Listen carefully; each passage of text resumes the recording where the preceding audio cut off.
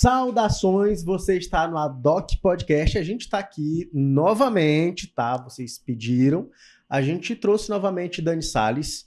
Dessa vez a gente vai correr em torno de uma pauta um pouco mais focada realmente no Tribunal do Júri, tá? Antes de começar, eu vou pedir para você se inscrever no canal, assinar o canal de membro se você quer, enfim, contribuir de alguma forma com a construção, com a continuidade desse podcast. Você pode assinar o nosso canal de membros e contribuir com isso tudo aqui, tá? Seguiremos uma pauta mais focada, tá? A gente geralmente faz bem bate-papo. Dessa vez a gente vai utilizar uma pauta.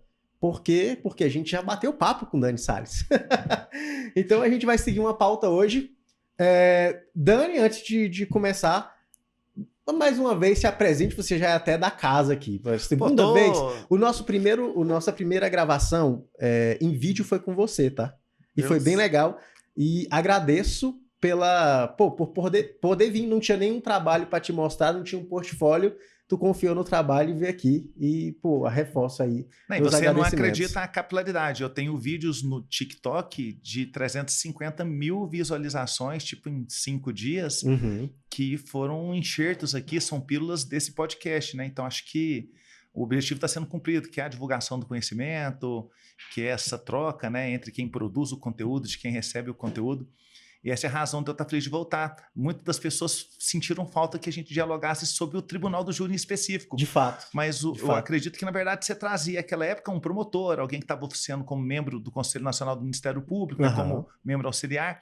Então, acho que a gente acabou tendo uma pauta mais fluida, mas foi um momento de entretenimento para mim. Mas fico feliz em retornar e poder tratar em específico daquilo que não é para mim só uma instituição, que é uma paixão, que é o Tribunal do Júri. E agora não é mais só membro do MP ali, né? Na parte mais, enfim, administrativa, política, agora voltou às bases, às trincheiras, como você chama, né? Correto?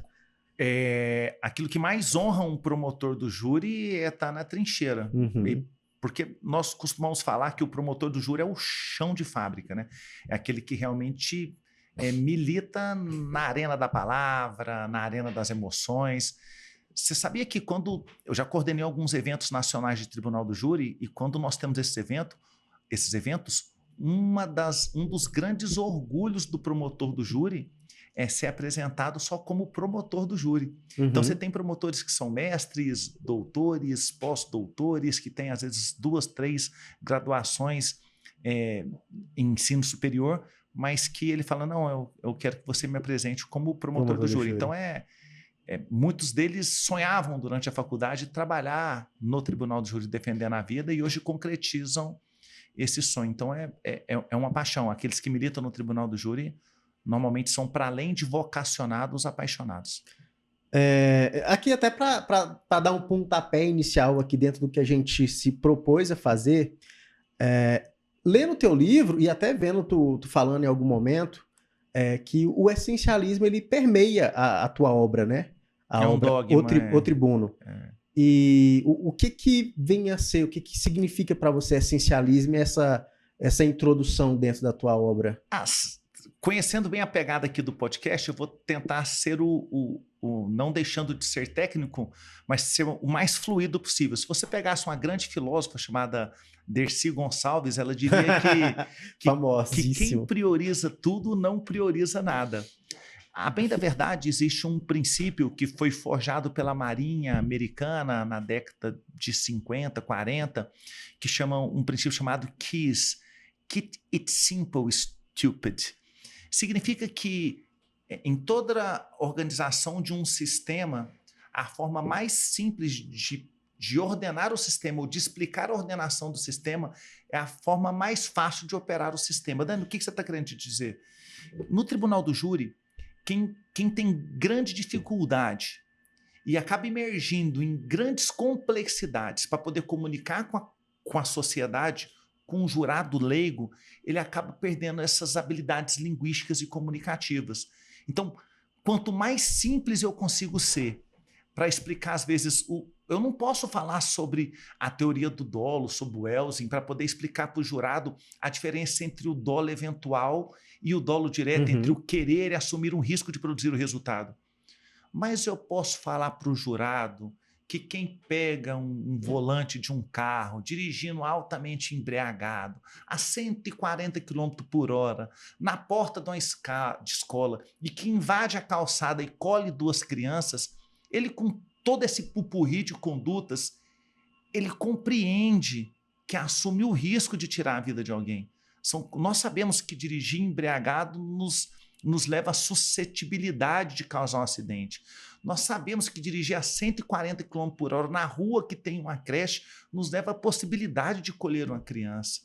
Ou seja, né? Então, essa forma de linguagem simples e direta que nós chamamos da linguagem essencial, e há uma obra maravilhosa sobre o essencialismo em que ela realmente nos mostra que a grande busca da humanidade é por ter vidas mais essenciais. Sabe, a alta modernidade, a pós-modernidade, ela acabou trazendo para nós desejos e ambições que estão enxertadas aí nos nossos Instagrams, nos nossos Facebooks, quando, na verdade, nós podemos alcançar a felicidade em coisas mais simples, mais frugais, que seria o quê? Que seria aquela felicidade de caminhar junto, aquela felicidade de poder compartilhar um momento com um amigo. Não, hoje a gente deseja a lancha do Neymar, a casa da Anitta, a viagem da Kelly Key, e acaba que isso nos tornou pessoas extremamente frustradas. E eu queria que você prestasse bastante atenção nessa expressão frustração. E eu queria conjugar conhecimentos de cunho filosófico com psicológico para te falar que a palavra frustração, que vem do fraus, ela só prepondera onde existe um elemento. Nós só nos frustramos onde há expectativa. Uhum. Seja numa relação com um amigo, seja na relação de trabalho, seja dentro da nossa atividade acadêmica estudantil, onde eu crio muita expectativa, é onde eu tenho altas possibilidades de ver concretizada a frustração. Hoje nós vivemos pessoas que estão sempre embebedadas por expectativas que são muito densas, né? Então, na obra O Tribuno, eu conjugo essas questões do essencialismo para mostrar que essa comunicação com o jurado é uma comunicação mais simples, deve ser uma comunicação que possibilite para ele compreender com facilidade qual que é a sua proposta. É espiar ou absolver? É condenar ou absolvição, né? Então, essa é a matriz da obra. Mas o que eu percebi, que apesar de se falar em um essencialismo e uma linguagem simples, é que há uma profundeza do que se fala, há algo mais profundo que tu busca demonstrar para o jurado, no sentido de levá-los a uma reflexão mais profunda, com simples, uma linguagem simples. Mas você sabia que esse é o princípio filosófico, não? Na filosofia, nada é tão simples. Para você ter noção, um filósofo ele consegue ver lições nos momentos mais ímpares. Esse tempo atrás eu estava com um amigo, ele é promotor de justiça no Tocantins, e olha a frase do filho dele, né? Eu fingi, nós estávamos molhados, estávamos brincando na grama, chegamos até a beirada da piscina, eu empurrei o pai dele, mas o menino é parido no pai dele. O menino tem 5 anos de idade. E eu empurrei o pai dele e logo depois pulei na piscina. E falei para ele, pula com a gente. Ele, não, você empurrou meu pai. Seu pai tá rindo, eu tô rindo. Aí falei para ele, uma brincadeira é quando a gente consegue envolver as pessoas. Eu falei para ele, olha, quando a gente faz uma brincadeira que todo mundo ri, ela é uma brincadeira. Uhum. E ele falou assim, então o que você fez com meu pai não foi uma brincadeira, porque eu não tô rindo. Então... Entendeu? E essa reflexão dele é uma reflexão de um cunho filosófico muito grande, porque realmente, quando a gente faz, às vezes, uma piada com um colega de sala de aula, em que o colega que foi vítima da piada não riu, ela não foi uma brincadeira, foi uma crítica, né? Foi um sarcasmo. Então, perceba, né? O filósofo está sempre em busca de informações simples, mas que às vezes pode te convidar a reflexões que são mais densas, né? E eu percebi que realmente a brincadeira não foi legal, porque ele assustou com o fato de ter... empurrado o pai dele. Olha que bacana, né? Então, no Tribunal do Júri, nós temos esses momentos a todo segundo. Queria que você compreendesse que a verdadeira briga, a verdadeira luta, a verdadeira contenda, o verdadeiro conflito entre um promotor e um advogado é uma disputa por quem determina a pauta do debate. Eu consigo ver quem vai ganhar, quem vai sobressair na defesa da sua proposição pelo simples fato de convidar o oponente a participar do diálogo que ele deseja. Então, eu vou te dar um exemplo dentro da sua casa, tá? Vamos supor que sua esposa não dormiu em casa hoje. Você liga, ela costuma chegar em casa 10 da noite, depois da faculdade, ela não chegou. 11 da noite, não chegou. Você liga 11h30, não chegou. Ela te manda mensagem, olha, não vou dormir em casa hoje, não posso te explicar. São 3 anos de casada, ela nunca dormiu fora. E, de repente, ela chega no outro dia, 10 da manhã. E aí você fala, poxa, mas você tá de sacanagem, eu não fui trabalhar, tô aqui te esperando. Você estava dormindo aonde? Você foi aonde? Ela falou, olha, deixa eu te contar uma coisa. Quando nós estávamos noivos, você foi naquela despedida de solteiro e você beijou aquela prima sua. Presta atenção, ela não te responde onde ela estava. E ela vai te convidar num debate sobre se você traiu ela ou não com a prima na despedida de solteiro. Uhum. E nesse momento, se eu passo a debater com ela sobre esse tema, ela vai ganhar, porque provavelmente seja um fato que eu já fiz. E perceba então que, na perspectiva do ouvinte, dentro desse micro-universo de debate que foi estabelecido, você é o orador preponderante. Então perceba só que no tribunal do júri, os oradores têm a habilidade de delimitar o ponto controvertido, uhum. de conseguir levar para os jurados aquilo que verdadeiramente deve ser debatido. Então essa talvez seja uma das grandes habilidades dentro do tribunal do júri. E saindo do essencialismo e dando um salto aqui, teve alguns vídeos que circularam sobre tribunal do júri. O primeiro vídeo foi de, enfim, um advogado utilizou uma outra advogada, deu uma sacolejada nela, né? E um outro, também muito famoso, foi de um promotor do júri, salvo engano, ou foi um advogado que deu um mortal dentro do tribunal do júri para chamar atenção em algum momento. Eu não vi o contexto, mas o que se sabe é que ele deu um mortal e esse vídeo circula há muito tempo. Todo mundo que entra na faculdade de Direito acaba se deparando com esse vídeo desse mortal no tribunal do júri. As pessoas estão confundindo a missão do tribunal do júri. O tribunal do júri não é um teatro. O teatro, o cinema, ele lida com a ficção, ele acaba trabalhando com valores que são abstratos. O tribunal do júri lida com a vida, com a morte, com a possibilidade de alguém perder a sua liberdade. E a liturgia do tribunal do júri é tão grande que ele não cabe certos tipos de recursos que são teatrais. Uma das grandes virtudes de um bom orador é quando ele tem aquilo que nós chamamos de naturalidade. Quando você vê o promotor ajeitando a gravata para falar, uhum. falando de amor segurando no peito, falando de pensar, colocando um dedo na cabeça, esses recursos de artificialidade, como se você estivesse reduzindo o verbo ao verbalismo, são recursos que acabam prostituindo a própria oração. Porque a missão da oração foi sempre transmitir emoções. Luan, não se assuste, mas aquilo que governa o veredito de um jurado são as emoções que eles... A Maya Angelou, uma poeta e ativista, ela disse que as pessoas vão esquecer o que você disse, as pessoas vão esquecer o que você fez, mas as pessoas nunca vão esquecer o que você as fez sentir. Se o jurado sentir que você está usando recursos de teatralidade para poder defender a sua proposição, a sua oração, a sua tese, ele vai se afastar de você. Uhum. Então, o orador do tribunal do júri, dele se exige um lepus, uma elegância maior. Então, e a título cognitivo, se eu pego às vezes, Luan, um colega de bancada para simular uma reprodução, fazer uma reprodução simulada dos fatos, no exemplo do colega advogado aí, as pessoas ficaram chocadas porque ele acabou utilizando uma mulher como objeto de uma dinâmica. Isso, de certa forma, causou desconforto. Não foi o objetivo dele, mas isso causou desconforto nas pessoas que assistiram pela internet. Imagina no jurado que estava no tribunal do júri, né? Uma mulher sendo sacolejada. São expressões que nós nos sentimos desconfortados. Então, eu queria que você compreendesse que dar um mortal no tribunal de júri, qual a necessidade desse recurso no fim comunicativo?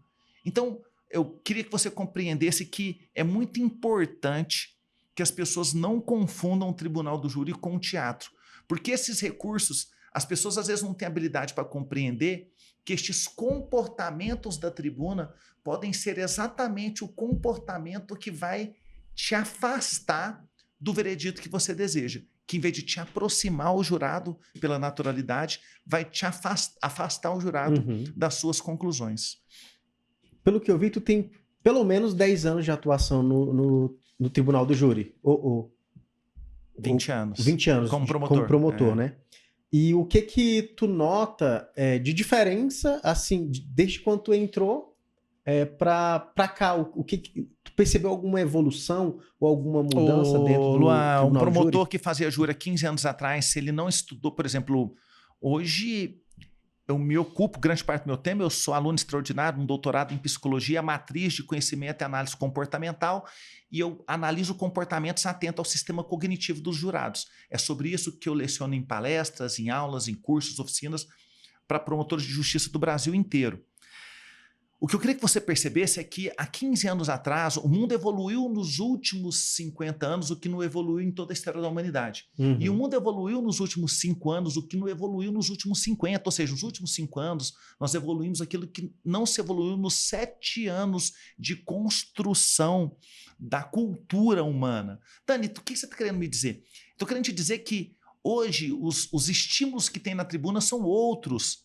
Ou seja, o advogado, o promotor tem condição de estar levando um PowerPoint, tem a condição de estar utilizando um dispositivo eletrônico para estar um tablet, para estar guiando a sua oração. Ele tem condição de entregar um papel para o jurado. Ao mesmo tempo, ele tem condição de estar rodando um áudio.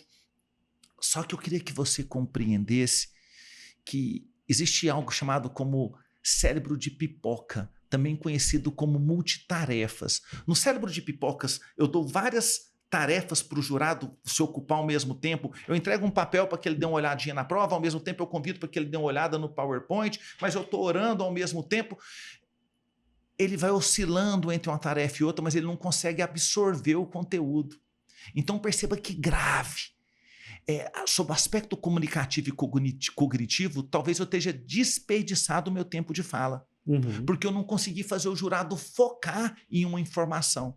Então, hoje em dia, o excesso de recurso que nós temos para fazer uma oração, ao invés de fazer com que o orador se encontre, fez com que o orador muitas das vezes disperse o jurado. Então, é muito importante que nós evitemos esses 2 sintomas, esse do cérebro de pipoca e das multitarefas. Inclusive, num módulo do meu curso, eu analiso apenas como evitar multitarefas. Por exemplo, pensa comigo, Luan, olha que coisa bacana. Vamos supor que eu pego os autos e entrego para você como jurado. Então, eu falo para você, olha, esse aqui é um pequeno resumo do processo, aí tem um interrogatório, tem as fotos do... O jurado ama as fotos lá do laudo cadavérico, da zona do crime. E, de repente, eu começo a falar para ele sobre algo importante do aspecto persuasivo, na confissão do réu, lá na esfera judicial. Mas, nesse momento, ele está aqui na página 58 olhando as figurinhas. Ou seja, a hora de entregar o elemento de leitura é uma hora muito importante. Eu não entrego, por exemplo, um calhamaço de provas para o jurado e vou falando com ele. Eu entrego uma a uma. E eu vou vencendo a prova junto com o jurado. Porque ele pode ir caminhando junto comigo. Como bom pastor, o bom pastor ele guia a ovelha, ele não dispersa a ovelha. Então você falaria para mim, Dani, oficiar num tribunal do júri, então, é algo extremamente complexo? Luan, oficiar num tribunal do júri é uma arte, porque ele demanda... Nós temos advogados, Luan, que muitas das vezes ele não fez um doutorado em psicologia ou uma graduação em filosofia para ter estudado a comunicação. Mas ele sabe e percebe que não pode utilizar dessa forma de recurso, porque senão ele está fadado em sucesso. Dentro disso, né, que você está falando desse excesso de recurso, a utilização do celular, principalmente, a gente teve introdução de tecnologia que possibilitou essas várias coisas que você está falando dentro do Tribunal do Júri, fazer vídeo, enfim, rodar vídeo, né, aliás. E como que tu considera ali a relação do promotor ou do advogado que está atuando e a utilização do celular concomitantemente ali dentro do ninguém anda sem o celular, né? O meu tá aqui do lado, mas tá desligado, mas é como se fosse é uma extensão da nossa existência, né? Todos nós que nos pegamos saindo de casa esquecendo o dispositivo eletrônico, nós voltamos para buscar, né? Aqui está a forma com que nós nos conectamos com o mundo. Um menino hoje de 16 anos, ele passa mais tempo online do que offline. Ele passa mais tempo conectado na internet do que propriamente dormindo, do que o tempo que ele gasta para o seu repouso. Então, Luan, pense comigo aqui, eu quero que você perceba. Vamos supor que você está fazendo essa entrevista comigo e quando você olha para mim, o que você entende desse sinal aqui que eu estou fazendo? Que tu não tá dando a mínima. Eu estou conectado em outro universo. Eu posso estar aqui trocando uma ideia com a mocinha. Tu tá aqui, mas não tá aqui. Estou trocando ideia com a moça no WhatsApp. Eu posso estar aqui curtindo uma imagem no Instagram. Eu posso estar vendo algo hilariante no TikTok, mas eu não estou contigo. Então, quando um orador está no tribunal do júri rindo com o celular, isso, sob o aspecto cognitivo, cria no jurado uma desconexão. Cria no jurado a impressão de pouco compromisso, de compromissos revogáveis. E, Luan, isso é tão importante, porque o jurado ele pode pensar, já que ele não está dando atenção para mim, o jurado não vai poder estar usando o celular porque a juíza recolhe. Mas o jurado vai pensar, já que ele não está dando atenção dele para mim, eu não darei a minha. Uhum. Então, Luan, outra coisa importante, quando eu estou fazendo oração no tribunal do júri, escreva num papel. Nós nos apetecemos, quando vendo alguém, olhar o apontamento no papel. Mas se eu estiver falando com você e olhando no celular, vamos supor, eu vou falar um poema, o amor não está nas taxas de natalidade, está nas taxas de mortalidade. Nós temos a impressão do Ctrl+C, Ctrl+V, do print screen. Uhum. Esse cara não está comunicando comigo. Ele está falando sobre aquilo que ele está vendo no celular. E quando nós perguntamos algo para alguém hoje, Luan, e a pessoa nos responde olhando para o celular, nós imaginamos que é o Google que está respondendo. Uhum. Que é uma inteligência artificial que está buscando uma resposta que deveria o seu lado humano fornecer. Então, esse dispositivo aqui pode ser o caso de falência e derrocada de muitos oradores dentro da tribuna. É muito importante que nós nos policiemos para com a nossa relação com o dispositivo eletrônico no celular. Ah, Daniel, eu vou aproveitar aqui porque eu consigo despachar no Projude pelo meu celular. Durante o plenário, não. Durante o plenário, viva a atmosfera do plenário. Se doe para o plenário. Vivifique o plenário. Tem um brocardo no direito penal, no processo penal, que diz que o que não est em autos, não est em mundo. O brocardo do promotor do júri é o que não est em plenário, não est em mundo. Se você parar para olhar o seu celular, ou despachar um processo, ou ficar namorando o teu laptop e se desconectar do plenário, você pode ter certeza que alguém que está conectado logrará êxito naquela tarde ou naquela manhã. Pô, bem legal. É, muito bacana. Bem interessante. Dani, eu já vi tu falando algumas vezes sobre a formalidade, as roupas, na verdade, toga, beca dentro do tribunal do júri, e eu já vi tu falando algumas coisas bem interessantes sobre a importância, digamos assim, até dessa dramatização, da utilização de todo esse aparato dentro do tribunal do júri. E, enfim, gostaria que tu comentasse um pouco sobre isso. O que as pessoas não entendem, elas acham que é um pieguismo, é demodê, falando, putz, olha a foto do Dani com um vestido preto, com a corda vermelha. Cordinha vermelha.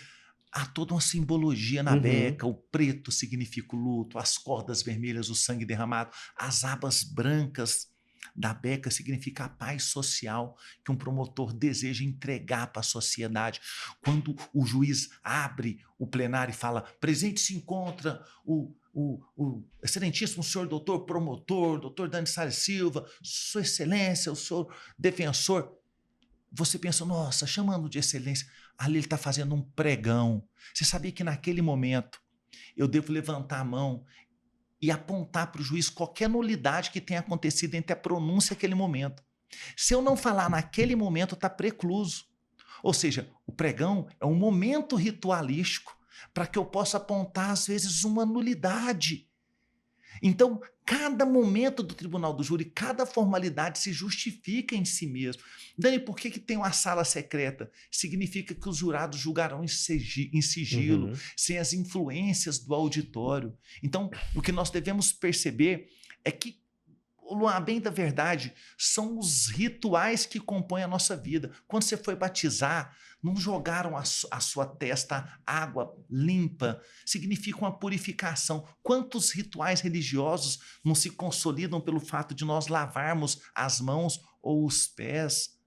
Quando um policial vai trabalhar, ele veste uma farda. Um médico veste um jaleco.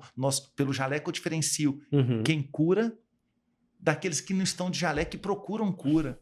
Pela farda eu distingo aqueles que aplicam a lei daqueles que são submetidos à aplicação da lei. Pela beca, tanto é que quando o jurado coloca a toga, ele sente-se sisudo, compenetrado, ele sente o peso da responsabilidade. Então veja que é bacana. Todos esses símbolos no tribunal do júri, todos esses rituais acabam dando significância ao próprio instituição, tribunal do júri. E durante toda essa tua atuação, o que tu tem considerado como luta? O que tu enxergou como luta do tribuno, do promotor de justiça dentro do tribunal do júri, nessa carreira toda? 20 anos é muito tempo. Ô Luan, como eu te disse, né? Eu tenho certeza que os grandes profissionais da tribuna são aqueles que têm identidade com as suas missões institucionais.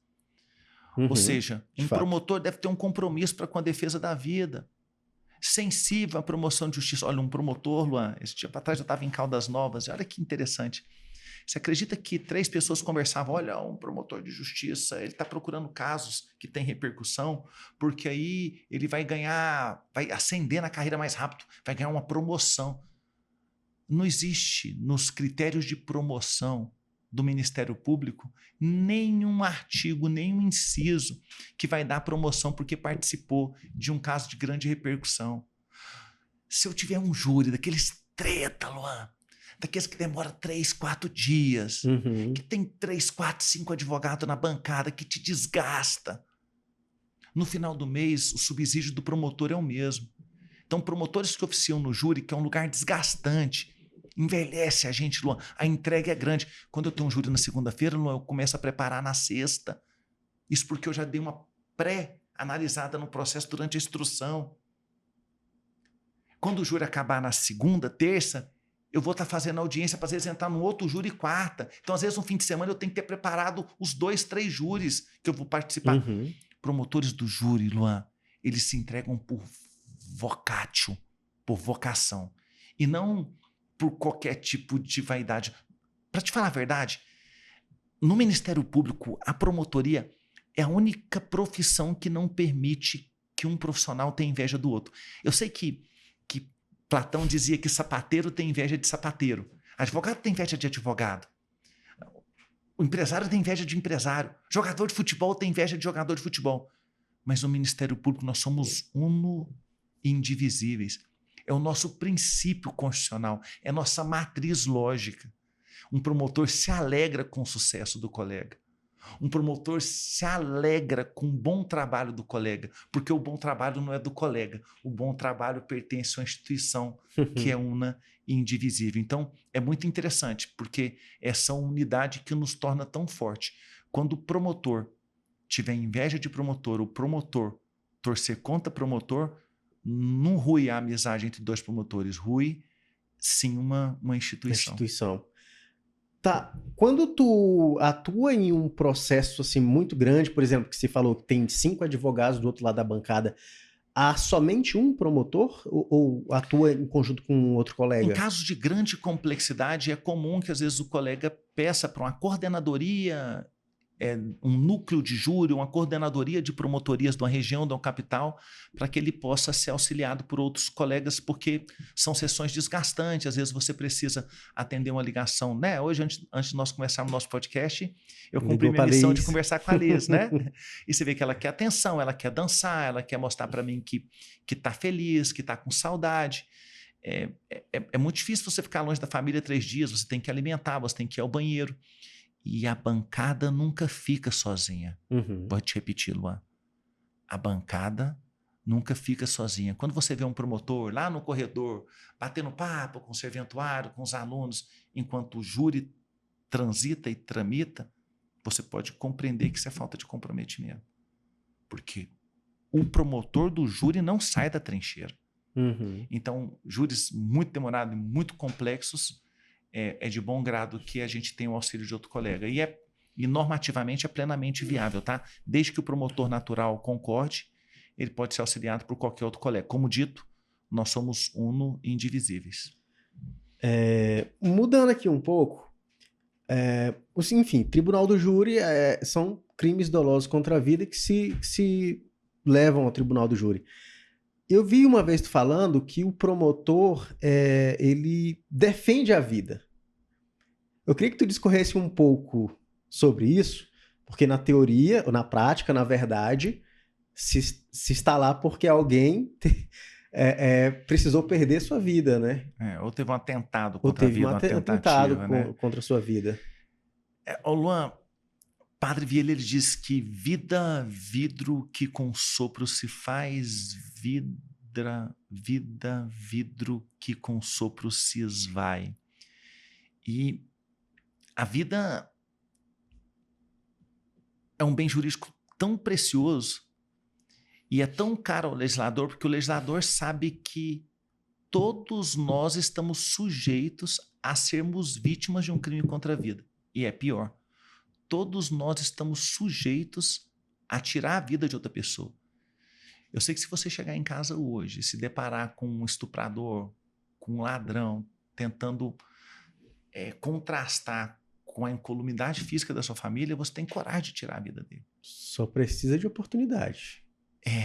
E é por isso que a legislação inteligente tirou da mão de um juiz calejado, porque ela quer saber a sensibilidade da comunidade. Uhum. Esse crime tão plural, tão comum,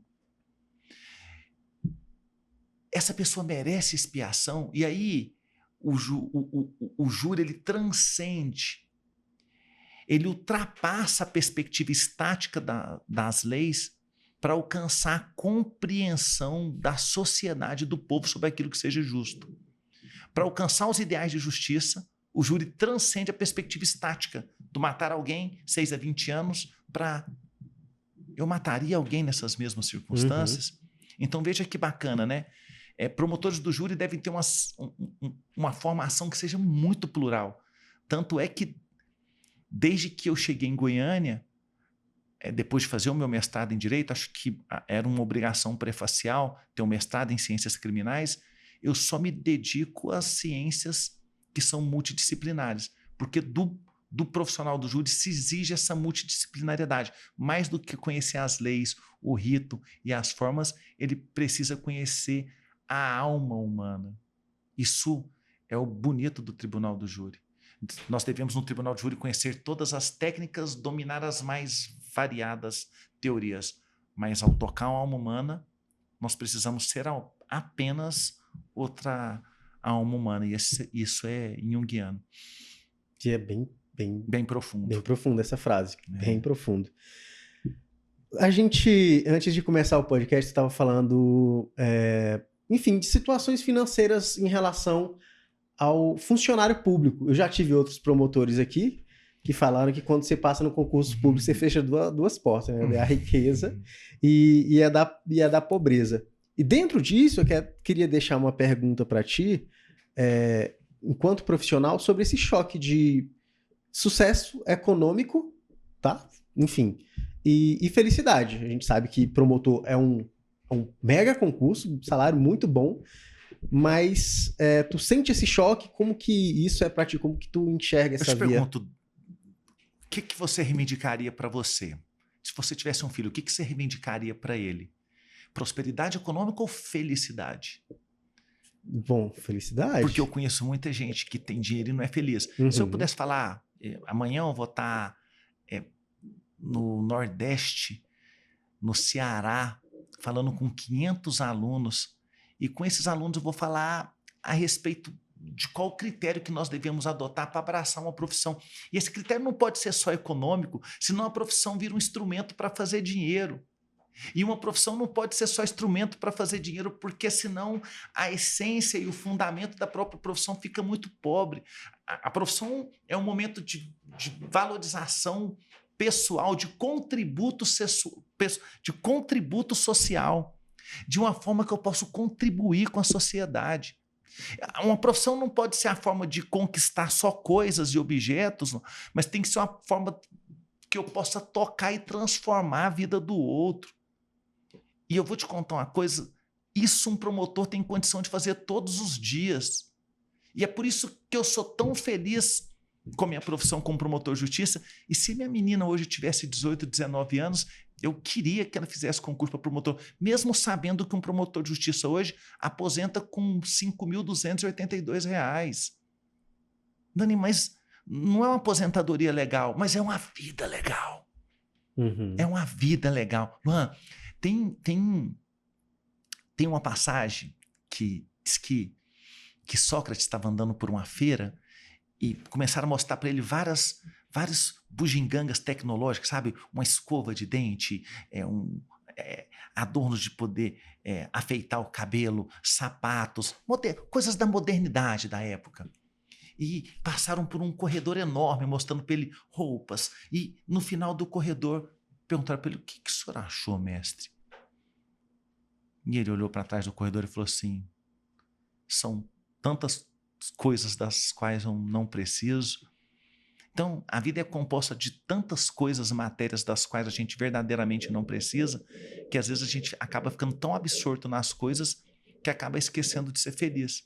Tem uma história maravilhosa, eu ouvi num conto de Khalil Hussein, que escreveu O Caçador de Pipas, diz que um homem queria muito ter dinheiro, e que então fala para ele, olha, tem uma forma de você ter muito dinheiro, há um cálice mágico, mas esse cálice, a única forma de você poder fazer dinheiro com ele é chorar dentro dele. Se você chorar, cada gota de lágrima que cai dentro dele vão se transformar em pérolas preciosas. Mas o homem era muito feliz, ele não conseguia chorar. Então ele, com o cálice na mão, ele se pôs a ficar triste. E se pôs a ficar triste, chorava e as pérolas iam caindo, e aí ele foi conquistando posses, propriedades, castelos, e no final desse conto ele está deitado numa cama de pérolas, num nobre castelo, com a sua esposa morta aos seus braços, e triste, porque ele se esqueceu de como era ser alegre, e chorando e transformando lágrimas em pérolas. Luan, olha a beleza dessa história, né? Se nós nos propormos a construir dinheiro às custas da nossa infelicidade, nós podemos acabar construindo uma vida exatamente infeliz. Então nós precisamos conjugar realização profissional, alegria de trabalhar, contribuição com a sociedade, com a necessidade indispensável de que esse trabalho nos traga condição condigna de prover a nossa subsistência. O que um orador pode oferecer de melhor, na tua opinião? A sua sinceridade. Apresentar-se ao jurado sine cera, sem cera. Você sabia que, eu não sei se eu já te contei, mas nas épocas medievais, quando você ia vender uma estátua, você passava uma cera nela para que ela ocultasse as imperfeições. E saiu um provimento monárquico dizendo, a partir de hoje, quando for vender uma estátua, você não pode colocar cera nela. Para quem estiver comprando, tem a condição de saber se está comprando a estátua perfeita ou imperfeita. Você tem que vender a estátua sem cera, sine cera. Toda vez que você vê um orador subindo na tribuna para defender algo que ele não acredita, para defender algo que é injusto a ele, aos seus iguais, você pode saber que ele perde o seu maior predicado. Luan, é muito fácil falar sobre aquilo que nós acreditamos. É muito fácil falar sobre aquilo que nós cremos. É muito fácil falar sobre aquilo que nós auspiciamos defender. E é muito difícil. A boca não cabe, tá? A boca derrama quando a gente acaba tendo que falar sobre valores que nós sabemos que a tribuna não deveria acolher. Não nos pertence, que não pertence à sociedade. Porque eu não posso jogar para a sociedade aquilo que eu não desejo que ela vivifique. Isso é muito importante. Tem uma história aí no teu Instagram sobre envolvendo cálice de vinho e um jurado. Pode contar essa história pra gente? A do cálice de vinho, né? Teve uma passagem num tribunal do júri onde, putz, a defesa bateu muito, sabe? E era um júri de muito contraste pessoal. Você acredita que no final da oração, quando eu vinha a réplica, eu costumo fazer uma técnica chamada réplica relâmpago, eu contei para eles uma história sobre uma festa do vinho que foi feita no Rio Grande do Sul. Essa história é bonita porque diz que durante a colheita do vinho, as pessoas acabavam produzindo verdadeiras iguarias, né? Cada vinícola tinha o seu vinho que era concernente à produção da sua uva. E eles faziam uma festa no Rio Grande do Sul, onde cada produtor depositava num grande tonel 1 litro do seu vinho. Então pensa que bacana, quando chegava no dia da festa, esse tonel comportava ali 5.000 litros de vinho. Uhum. E era um mix, cada um trazia ali o seu vinho mais precioso. Então nós tínhamos ali à meia-noite um mix de uvas fabuloso, um mix fabuloso. E você acredita que numa determinada festa, numa determinada reunião, isso na década de 30, um dos produtores resolveu assim, por que eu vou levar meu melhor vinho? E o que ele fez, Luan? Ele levou 1 litro de água. E quando deu meia-noite e abriram as torneiras, só tinha água nesse tonel. Desde essa época nunca mais se teve a festa dos vinhos nesse molde, da congregação de cada um entregando o seu melhor vinho. Porque todos entregaram água. Porque um entregou água e não todos. Perceba a beleza da história. Um e não todos. Uhum.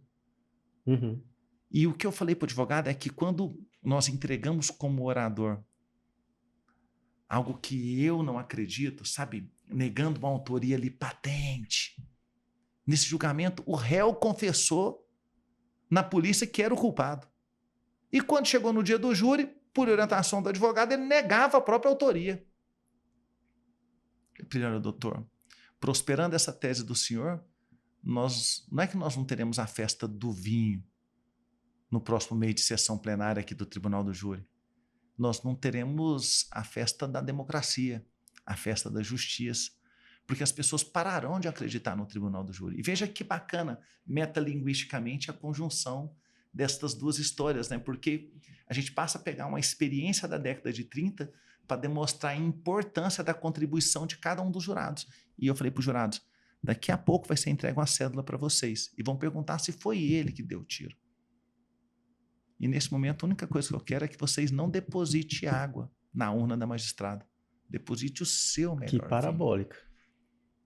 E quando você tiver a cédula assim, não olha para ela e fala, eu vou depositar meu melhor vinho.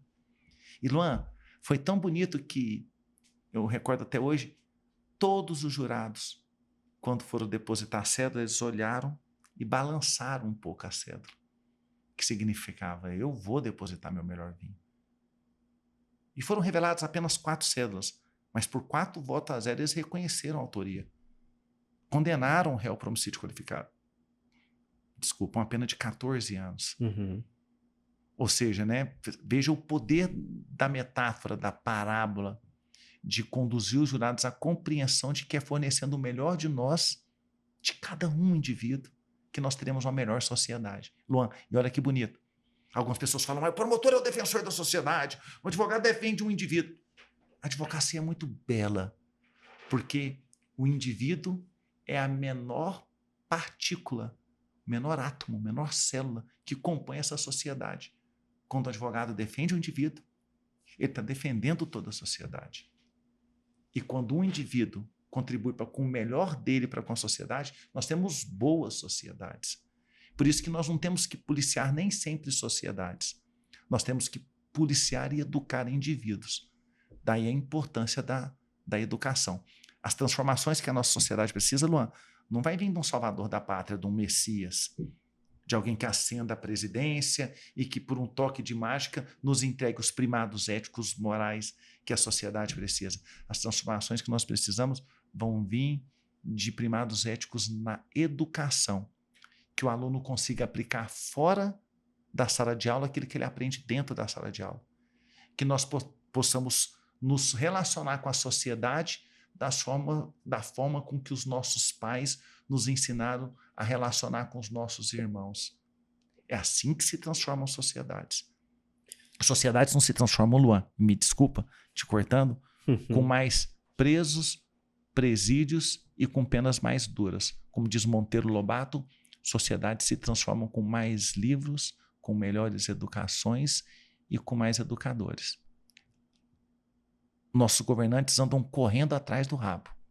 E não é por levianidade, é porque muitos deles não têm uma formação apta a governar.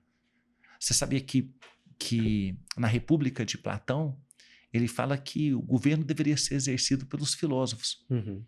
E por que, Luan? Ideal, né? Não é por um filósofo como eu que tenha formado em filosofia. É pelos sábios, por aqueles que têm sabedoria de compreender a importância das leis, a importância do exemplo do governante, a importância da humildade do governante. O governante não pode se servir da coisa pública. Ele serve ao público. O governante é humilde.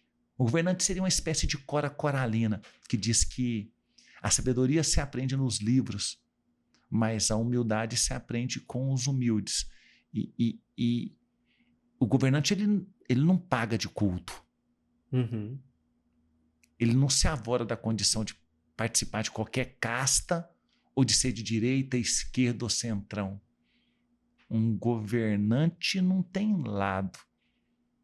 Um governante ele conspira, trabalha e edifica em prol de uma nação. Desde o dia que ele bota a mão no poder, ele serve a uma nação. E não a uma facção, a um grupo. É essas percepções de governança que às vezes falta para muitos dos nossos governantes. E para a sociedade. Orra. Dani, tu falou em sustentação oral relâmpago, né? E também já vi tu falando em uma sustentação oral que tu fez em 7 minutos. Se eu não me engano, eu li isso no teu livro. Tem. Tu fez uma sustentação oral em 7 minutos. O Tribuno. É o primeiro capítulo do livro Que Tribuno. tipo de sustentação oral que se faz em 7 minutos? E por que tu fez isso? Para você ter noção, foi uma facada de 1 centímetro na barriga de um cunhado. Os cunhados estavam discutindo, um cunhado estava na rede, levantou exaltado. Esse que esfaqueou era o filho do dono da casa. Então o cunhado estava na casa do sogro. E ele pegou a faca e deu uma facada pequena na barriga e foi contido pelo sogro. E veja que interessante, nesse julgamento, qualquer advogado com muita facilidade, eu fui convidado para fazer esse julgamento por um promotor de Caldas Novas, o nome dele é Cristiano. Eu acho que foi proposital, porque eu vim ali de 4, 5 anos em que minha oração preponderava na tribuna, esse encontro entre a oração de um promotor e o veredito de um jurado. E ele falou, quero ver se o veredito preponderar aqui agora. Porque é natural a tese como desistência voluntária, legítima defesa, não houve dolo de matar, só de lesionar. Não precisou nem dar ponto. Pequeno, 1 centímetro. Mas foi feita a ocorrência. E a verdade é que o cunhado tentou matar o outro cunhado. E ele foi contido pelo... Só que o pai e a mãe dele ficou tão sentido com ele que ele não frequentava a casa do pai há 2 anos. Ele não tinha, ele deixou de ter o olhar de fraternidade da mãe há 1 ano e 9 meses, 8 meses. E nós estávamos há 5 dias do Natal. O que eu falei para ele? Falei para ele, em 7 minutos, falei, filho, hoje eu vou te devolver sua família. E a gente só recupera as coisas da gente assumindo nossas responsabilidades. E eu desejo muito que neste momento que você assuma a sua responsabilidade. Sua pena aqui vai ser um homicídio simples, tentado, uma pena de 2, 3, 4 anos. Aqui em Caldas Novas cumpre no aberto domiciliar. Aí, filho, você vai conseguir... Sua irmã depois aqui hoje não olhou na sua cara. Aí eu vou te dar a sua família de volta. Liberta essa alma imunda, liberta essa alma boa, mesmo que isso custe o flagelo do corpo imundo. Liberto em alma mesmo tomou uma prisão para o corpo. Não era prisão, era uma pena no regime aberto. Levanta agora e fala para o juiz, eu quero ser ouvido de novo. E confessa seu crime. Você crê que nesse momento ele levantou e o advogado segurou no braço dele. E olha que O interessante, desespero do advogado nesse uma momento. das coisas que eu trabalho muito é a metalinguagem. Uma comunicação que transcende o aspecto da verbalização. Veja que se eu falasse assim para o advogado, presta atenção, não toque no seu cliente, deixa ele. Isso aqui nos lembra de épocas atávicas, ou a clava. O advogado levantaria e apontaria o dedo para mim. Se eu falo para o advogado, doutor, permita que o seu cliente submeta ao interrogatório, é um direito dele. Aqui eu sou um pedinte, o advogado não vai me acolher. Então, a verbalização de humor é essa, doutor, não permita que uma alma em regeneração e alguém em busca de resgatar sua família não alcance seu intento. A missão da advocacia é mais nobre do que essa. O advogado ficou estático enquanto o cliente dele caminhava para ser reinterrogado. E a juíza falou, doutor, qual pergunta você quer fazer para ele? Eu só quero saber se ele quer o abraço de perdão da irmã dele. Ele falou, quero. Sem mais perguntas. O julgamento acabou. Os jurados percebiam que a pena era uma confissão do erro com o cunhado, que era alguém que queria ter a família de volta, que queria reconhecer uma exasperação. Eu nunca vi um condenado sair tão livre de um plenário. A defesa voltou na réplica por 1 hora. Falou que eu usei técnicas de hipnose, de magia negra, que eu não poderia ter exortado o cliente dele a voltar sem ter... Mas o fato é, Luan, que o tribunal do júri tem destas coisas. A gente não discute ali a aplicação de uma pena. Muitas vezes nós discutimos as relações societárias mais íntimas.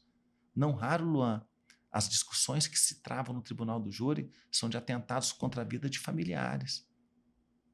O veredito, às vezes, restabelece as relações familiares. Quantas vezes eu não vi, Luan, o cidadão sai absolvido no julgamento no tribunal do júri? Em Goiânia, o rapaz deu 2 tiros no outro, numa briga, numa fila para pagar num bar chamado Alabama, em Goiânia. Você passando na minha frente para pagar, um deu um empurrão no outro, o outro, quando foi sair na porta da boate, o cara deu 2 tiros nele. Luan, ele não foi condenado pelo tribunal do júri, mas 2 meses depois, ele tomou 5 tiros na porta de casa, saindo com a filha e com a esposa. Então, a importância do tribunal do júri, Luan, muitas pessoas pensam que o júri representa a vingança societária ou estatal contra o indivíduo que errou. Mas quem conheceu um pouco da história do direito penal sabe que a história do direito penal é, na verdade, uma negação à própria vingança.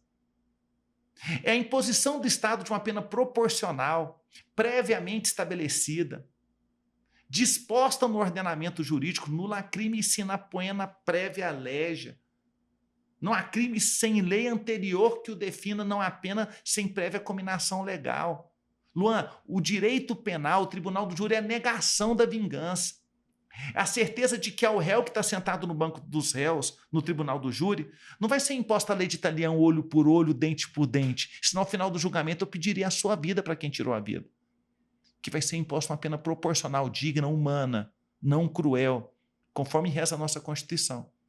Então, as decisões do tribunal do júri são extremamente importantes para consolidar os valores sociais mais nobres. Inclusive, Luan, hoje eu me pego cursando várias disciplinas de história, seja principalmente na graduação de filosofia. Eu posso te dizer que eu conheço a história de evolução de uma sociedade, a história de evolução de uma nação, pelo simples fato de perceber a forma madura com que ela aplica suas penas. Madura e democrática e jurídica. Então veja que bacana, né? O direito penal é um pressuposto para a compreensão de qualquer sociedade. E é por isso, Luan, que eu passei 1 mês na biblioteca da USP, lendo apenas teses de doutorado de antropologia sobre o tribunal do júri. E eu poderia te confidenciar sem desapreço aos meus amigos que escrevem manuais de direito penal, que eu nunca aprendi tanto de direito processual penal e sobre tribunal do júri quanto eu aprendi com os antropólogos. Um antropólogo consegue ver dentro do julgamento pelo tribunal do júri, um microsistema social, onde todos os valores da sociedade são representados e estabelecidos. E é por isso que o tribunal do júri é tão rico. Dentro dessa análise do direito penal atual e tendo por base a história da sociedade, você diz que consegue enfim, consegue verificar isso, como que uma sociedade que se, digamos, entre aspas, evoluída, como que tu caracterizaria o direito penal nessa sociedade atual, sendo que ela é mais evoluída, em relação a outra que teoricamente seria menos evoluída? Eu vou te dar um exemplo, tá? Em algumas sociedades que são governadas pelo Talibã, elas acabam tendo uma política de intolerância com alguns tipos de erros de uma mulher. Por exemplo, a mulher que trai o marido, ela é apedrejada em praça pública, ela é enterrada até os ombros, e esse apedrejamento deve ser feito com pedras pequenas para que ela não morra muito rápido. E veja que paradoxal, né? Que ato de crueldade, né? Porque no Brasil, para você ter noção, o adultério não é um ilícito penal. O adultério não é ilícito penal. Como é que você resolve um problema do adultério? Com dispositivos civilistas. Você tem a separação, você tem a possibilidade de largá-la, você tem a possibilidade de constituir outra família, você tem a possibilidade de também trair. Não é nem mais abarcado pelo direito criminal. Não. Né? Então veja que a evolução das sociedades muitas vezes compreende que existem questões que o direito penal, Luan, ele na verdade se estabelece sob um primado de que o direito penal é um soldado de reserva. Ele é a última ratio da sociedade. Ele é o instrumento mais poderoso e vigoroso que a nação tem para defender os nossos bens jurídicos mais relevantes. Nós compreendemos hoje, por exemplo, que o adultério ele merece ser resolvido não pela ciência criminal com a pena, mas sim pelas relações sociais e pelo direito civil. E olha que bacana, né? Então a gente vai percebendo que nós podemos perceber que as evoluções societárias levam até uma minimalização da utilização do direito penal para solver os problemas que são atinentes à violação de bens jurídicos. Uau! É interessante, né? Bem interessante essa analogia. Voltando aqui para o tribunal do júri e em relação aos jurados especificamente, religião. O que tu enxerga dentro do tribunal do júri, como que a religião impacta no veredito? Você acha que tem alguma influência? Como isso pode estar relacionado? Toda vez que eu estou, às vezes, numa oficina ou ministrando um curso ou uma palestra, as pessoas costumam, às vezes, ver colegas promotores de justiça dando dica para os mais novos. Olha, não escolhe crente não, porque o crente só absolve, o crente tem um primado de que só Deus condena. Olha, os espíritas pensam um raciocínio simplicista. Eu tenho colegas evangélicos que são firmíssimos na aplicação da lei. O sistema cognitivo para aplicação de uma condenação ou de uma absolvição, ele conjuga, Luan, uma série de contingências. É muito mais fácil eu perceber se você tem uma tendência expiatória, firme, de contraste à criminalidade por uma rede social, pelo aquilo que você veicula, compartilha, oculte na sua rede social, do que propriamente pela igreja que você, pela religião que você vaticina ou pela igreja que você frequenta.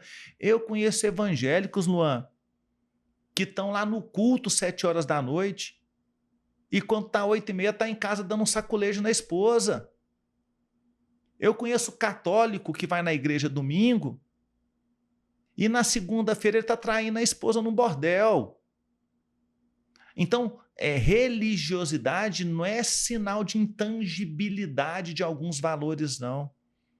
Então, para você ter noção, a religião é importante, porque se eu percebo que a pessoa é um extremista na forma com que ela percebe os seus atributos de religiosidade, seus valores religiosos, eu posso daí inferir alguns tipos de sistemas cognitivos, de como ele trabalha alguns dados do processo com o tipo de sentença que ele vai aplicar. Mas só pela religião, não. Você acredita que há um dilema de Hans Kelsen, eu acho ele maravilhoso.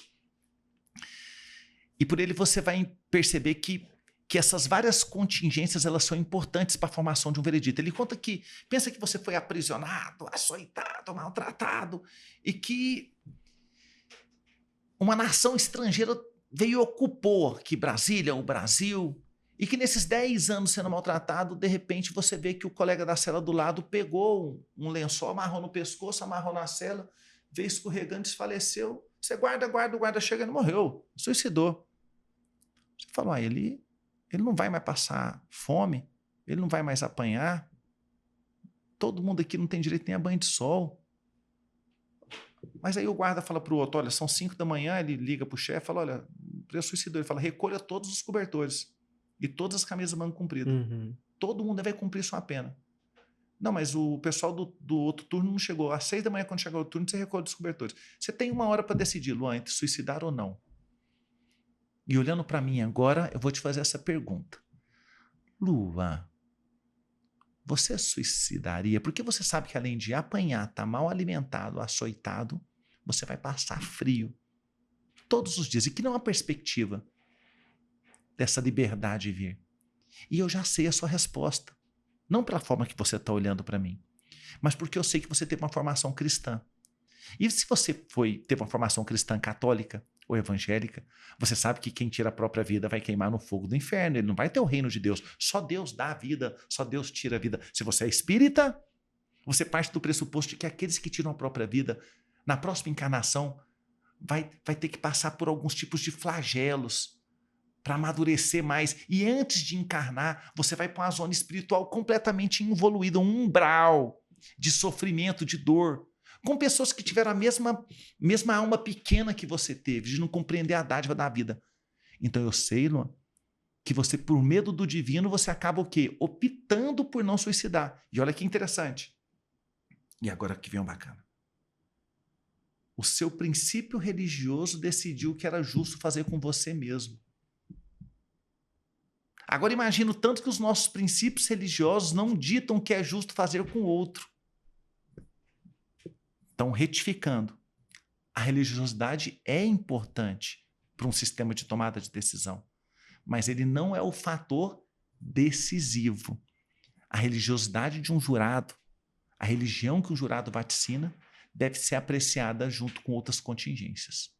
Dani, música e poesia no tribunal do júri. Eu percebo que tu utiliza contos. Mas quanto à música e poesia, você acha legal utilizar, contos, inadequado? parábolas, passagens filosóficas. Eu queria que você percebesse que não há problema de utilizar um trecho de uma canção, uma poesia. O problema é quando, ao utilizá-los, nós perdemos a liturgia do feito. Isso é muito importante. Então, é muito tênue, é muito frágil. A película que transcende o poético do patético é muito pequena. E se você transcendê-la, você pode ter absoluta certeza que o jurado vai absorver. Para você ter noção, há momentos em que você pode conjugar o conhecimento sobre uma expressão e ele se adequa perfeitamente a um recurso poético ou ao trecho de uma música que seja significativo ao sistema de cognição do jurado. Para você ter noção, há 8 anos atrás eu fiz um julgamento onde o advogado falou assim que o rapaz matou a moça dentro do quarto, eles eram paquera um do outro, ele estava chateado porque ela tinha começado a namorar com outro menino, deu um tiro nela. E ele falou que tinha um amor platônico por ela. Como um amor platônico? Você se paquerava na faculdade, eles paqueravam no meio da rua, um ia na festinha na casa do outro, todo mundo sabia que como dizem em Goiás, que eles topavam ao outro. Mas o advogado falou que era um amor platônico, que quem vive um amor platônico, o amor de Platão, o amor platônico, no sentido de Platão, não tem nada a ver com o que o advogado estava dizendo. Então, ele não conhecia nem Platão e nem o significado da palavra amor, porque, a bem da verdade, ele queria dizer sobre um amor que não se revela. E eu tinha participado de um concurso de poesia no AB de Goiás, no ano de... Nossa, vai parecer que eu sou velho. 1998. E eu concorri com a poesia. E essa poesia, eu lembro que na época, para construir, eu tinha ficado encantado com o conceito de amor platônico. E eu gostava de uma colega de faculdade e eu não tinha coragem de revelar para ela que curtia ela, ia até namorar com ela. E eu posso declamar a poesia para você? Claro. E no julgamento eu pedi para ele, falei, doutor, se o senhor me permite uma parte de 1 minuto, que é o tempo que demora a poesia, eu vou provar para o senhor não compreende nem quem era Platão e nem o que seja amor. Poesia de alguém que já viveu um amor platônico. E ele me permitiu a parte. E eu falei assim, que versos eu poderia dizer? O nome dessa poesia é Rosa de Cristal. Porque aquele que declama poesia tem no objeto amado a sensibilidade de uma rosa e a fragilidade de um cristal. Que versos eu poderia dizer a essa mais linda flor? Que tu és a mais bela das rosas, que és dona do meu amor. O teu suave perfume ao longe a todos faz delirar, porque tu tens o cheiro mais doce que um homem pode sonhar. Das paixões eu sempre fugi, por medo de me entregar. Hoje o temor é receio, hesitação que assola o meu lar. E que lar é esse distante em que a razão não pode tocar? Lá só sentimentos profundos essa casa pode habitar. Então, o receio expulsei e te toco com o meu olhar. As mãos não ouso, seguro por medo de te quebrar, pois se até o mais simples dos suspiros atingem a tua afável feição, como eu poderia tocar-te, cristal da minha inspiração? Que o sol conte para a lua, que a lua diga ao mar, apenas não posso, não ouso de ti me aproximar. Mas se tudo na vida são fases, há fases de viver e há fase de sonhar, eu prefiro manter os meus sonhos de um dia poder te tocar. Falei para o doutor, isso é um amor platônico. E vê que bacana, né? Então, o orador não é uma voz que impõe uma canção ou uma poesia. O orador é uma alma sensitiva que faz o encontro do conteúdo poético com os dramas existenciais que são abordados no plenário. Essa é a diferença da licença poética. Para se falar uma poesia, ou para se declamar o trecho de uma canção no tribunal do júri, quem te permite isso é o jurado. Você tem que ter a licença poética do jurado.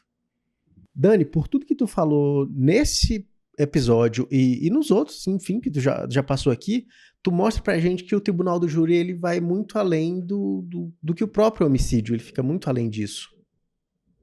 Sim, o tribunal do júri não lida com homicídio, nem com tentativas de homicídio, infanticídio, aborto. O tribunal do júri lida com a matéria que é mais plural, com a matéria mais rica que possa existir no seio de qualquer sociedade, que é a natureza humana. Nem a mais profunda depressão, nem o mais alto dos montes, nem a obra de arte mais preciosa, nem a joia mais cara, nem o dispositivo eletrônico mais revolucionário, nada tem habilidade de reproduzir aquilo que significa a complexidade da natureza humana. E disso trata o direito. O direito trata de uma ciência que resolve os conflitos entre esses seres tão complexos, entre essas naturezas tão complexas. Daí a beleza do direito, daí a beleza do tribunal do júri, e daí a beleza de um veredito. Onde que tu... Enfim, a gente já falou de religião, de várias religiões até dentro da tua fala. Onde que tu põe os mortos? Ou qual lugar que tu acha que os mortos tem dentro do tribunal do júri? Cícero disse que a vida dos mortos está na memória dos vivos. Repito. A vida dos mortos está na memória dos vivos. Porque, como diz Humberto Campos, o morto ainda vive no coração daqueles para quem ele foi caro e raro. Só quem perdeu alguém pelas mãos da violência compreende o significado do que eu estou falando. Ô Dani, qual a diferença entre convencer e persuadir? Pergunta maravilhosa. É porque as pessoas que começam a militar no tribunal do júri, elas partem da perspectiva, Luan, de que elas deveriam vencer o conteúdo do processo junto com o jurado. Olha que bacana a etimologia da palavra. Vencer junto. E, na verdade, isso qualquer estudante faria, qualquer recém-formado consegue fazer, falar sobre autoria, sobre materialidade, dizer onde está a prova, onde está o laudo cadavérico, dizer que uma testemunha viu, que a outra não viu. Vencer o conteúdo do processo junto não é difícil. O difícil no tribunal do júri é conduzir os jurados às melhores alternativas, ao melhor veredito. Ou seja, é carregar os jurados, não contrastar com os jurados, mas conformar o jurado com as suas percepções, com as conclusões que você acha que seja mais justa para aquele processo. Ou seja, isso é persuasão. Uhum. Persuasão é quando eu te carrego as minhas compreensões, quando eu faço que você tenha um sentimento de pertença sobre aquilo que eu concluí, ao ponto de você imaginar que essas conclusões pertencem a ti, não a mim mesmo. Isso é persuadir. Isso é uma ciência. Essa é a diferença entre um excepcional tribuno e um tribuno mediante. Convencer é um aspecto importante. Deve ser exercitado com essencialismo. Sabia que num processo, às vezes tem 800 páginas, 1.700. Um orador tem que saber aquilo que é essencial para expor os jurados. Mas, para além de convencer e vencer esse conteúdo, ele deve persuadir. Dani, no teu primeiro livro tem uma história sobre uma beca deixada no cemitério. Conta essa história pra gente. Teve um julgamento em Anicuns onde... Olha que dramático, né? Um cidadão tirou a vida da esposa num quarto frio e solitário, e o pai amava tanto essa menina, e a mãe também amava tanto essa menina, que a mãe ficou sem se alimentar por 2, 3, 4 meses e morreu de inanição. Ou seja, ela não conseguia, de desgosto, ela dizia que o arroz tinha gosto de areia. E o pai, em tributo, foi um duplo homicídio. Ele tirou a vida da filha, e ao tirar a vida da filha, tirou a alegria de viver da mãe. E por incrível que pareça, no depoimento do pai na primeira fase, ele constrói em tributo à saudade uma capela em azulejo bege Bahia, que era a mesma cor do azulejo que tinha na cozinha da casa da mãe da vítima. Mãe que também faleceu. E um dia antes do julgamento, eu estava tão inquieto, porque era um julgamento que toda a comunidade, você tem noção, mais de 200 pessoas acompanhavam o julgamento. Que eu compreendi que a única forma de compreender a dor daquele pai seria passando pelo cemitério. Eu falei, putz, são 4 da manhã, não vou dar conta de dormir, o julgamento começa às 6 da manhã, na época eu andava escoltado com o tenente Renato e com o sargento Josimar. Então, falei para eles, olha, vamos dar uma... Acordei os dois, vamos dar uma chegada ali no cemitério que eu preciso conhecer essa capela. E era muito nítido, porque era a única capela grandinha que tinha no cemitério, o azulejo era bege Bahia, tinha a foto da vítima, da sua mãe.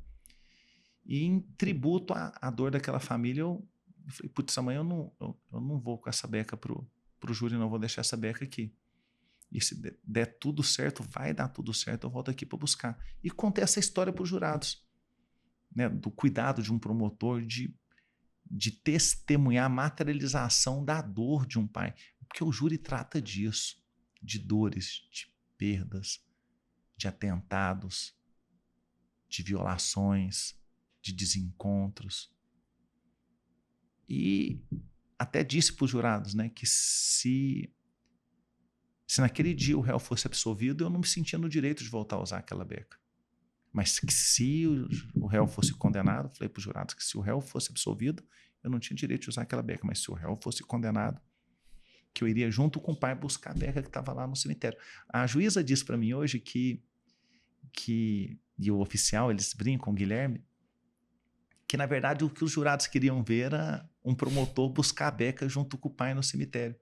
Tanto é que quando a juíza leu o veredito condenando a 19 anos de prisão, ela falou, declara encerrada a sessão pelo tribunal do júri. Eu levantei a mão e falei, excelência, são 18 anos como promotor, eu nunca encerrei um julgamento sem minha beca. Queria que a senhora suspendesse a sessão por 10 minutos para que eu fosse buscar com o pai da vítima, para que a senhora declare encerrado o julgamento.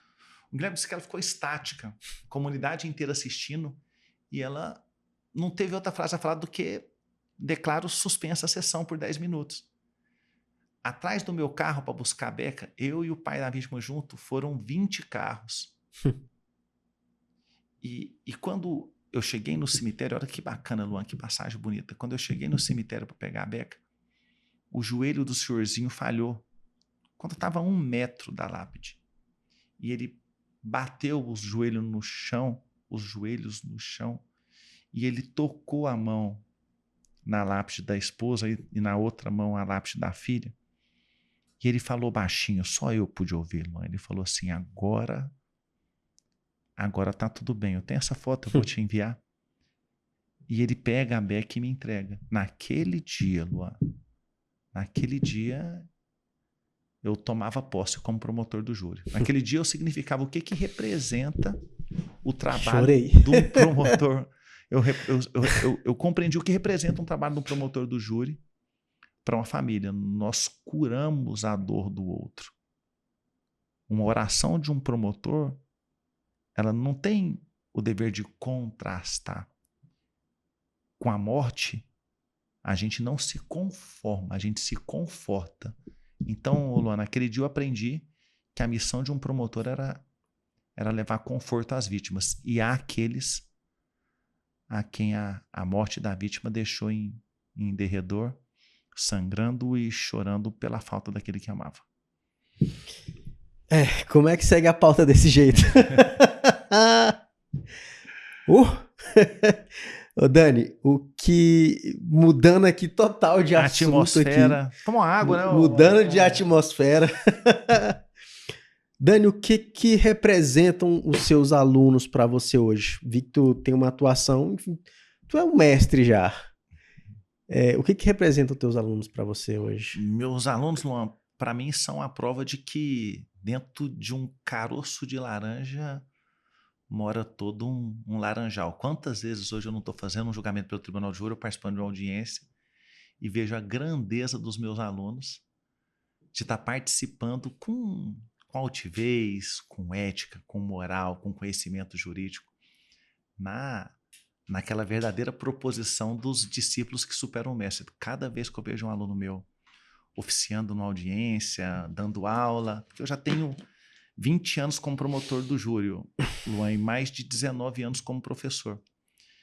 Então, eu tenho alegria, eu tenho orgulho de cada aluno com que eu reencontro e testemunho eles podendo viver do direito. Porque hoje tem esse paradoxo, nem todos que formam em direito podem viver ou trabalhar com o direito. Então, meus alunos são o meu orgulho. E como que tu saiu de promotor para lecionar em curso preparatório para o Enem? Esse ano eu estou no último ano de filosofia. Eu sou licenciando em filosofia e no estágio nós temos a missão de, uma das atividades é desempenhar funções com escolas públicas. A professora Poliana, que é uma excepcional coordenadora do curso de filosofia da PUC, ela, junto com a PUC, ela tem uma proposta de pegar escolas públicas, não é o mesmo acesso que os alunos da escola particular têm, e de bolar conteúdos. A gente analisa as últimas provas do Enem e tem um verdadeiro cursinho destinado à comunidade carente.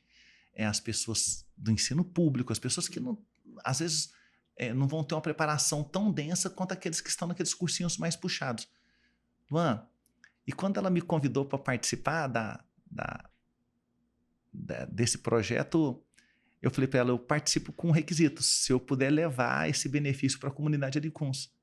Se eu puder pegar uma escola secundarista pública de Aricuns, que é onde eu trabalho, são os meus patrões, a sociedade de Aricuns, é quem eu tenho o dever de suor, de esforço, de honestidade, de dedicação. E ela simplesmente, então, ela acolheu a propositura, agradeço aqui publicamente a professora Poliana.